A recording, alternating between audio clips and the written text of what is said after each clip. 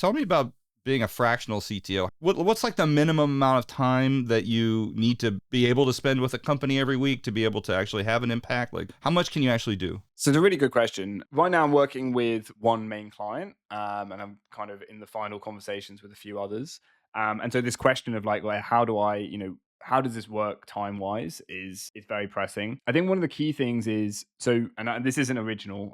I've nicked this from elsewhere, but I find it really helpful, which is redefine like. Most people define fractional by time. So full-time CTO is 5 days a week. Fractional CTO works 2 days a week, right? And there's some utility in that. But the way I prefer to think about it is going, actually, a full-time CTO does these 8 things, right? So let's say technical vision and direction, team management, hiring, infrastructure, regulation, compliance, working with the business, understanding the business, translating that into technical roadmap, maybe some hands-on coding if you're an early stage company. So I won't list, I can't remember all 8 of them off the top of my head, but let's say there's 8. And so the way I define it is, well, the reason you're talking to me is because whatever reason, there can be a few different ones.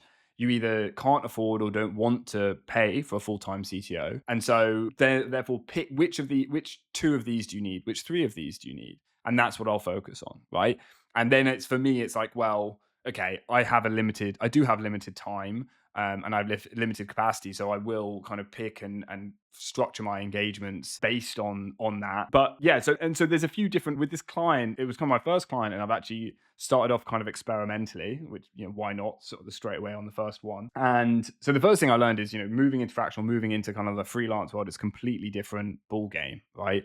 I don't know if either of you do any kind of consulting, ever moved in that space, but I remember the first week, like sending out all these emails, so buzzy, like, and then just like crickets. And like some people did eventually get back to me, but obviously I'm used to being, like CTO or being, in a team where people are like, they're going to respond to me immediately or at least within a few hours, right? And something like I'm not in anything anymore. Like I'm knocking on the door. You're the outsider. Yeah, exactly. And so it was definitely a learning curve. I've been doing this about 6 months or so. So I'm still figuring a lot of stuff out. But what I've learned is I think this whole idea of, well, which of these things do you want me to focus on? So with this current client, it's a 0 to 1 health tech startup doing wearables for people who suffer from rheumatoid arthritis. So there is a strong build component here, right? And I was like, look, I've done a bit of like, React Native. I'm definitely not the best mobile developer in the world. And also you can't afford hire me full time, right? Like that's kind of why we're having this conversation.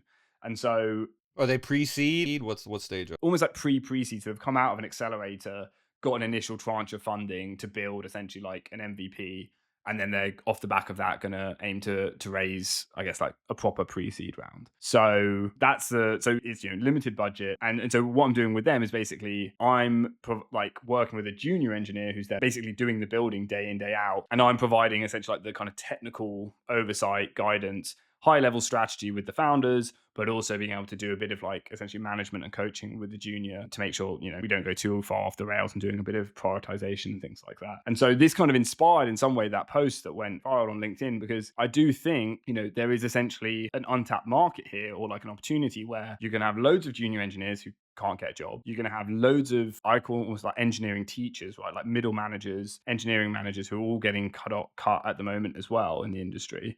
Again, with this focus on, we'll just have senior engineers who manage themselves and do all the stuff with AI. And then I think you also have this other trend of you're going to have more software being created, more software needs to start being cultivated, and people working with it. Like maybe it's doing something today, it's generating money, and they built it using an AI tool. But now it needs to scale, it needs to do all this stuff, and that non-technical fan has no idea what Kubernetes is. It doesn't, they don't know how to do any of this, and AI will only get them so far.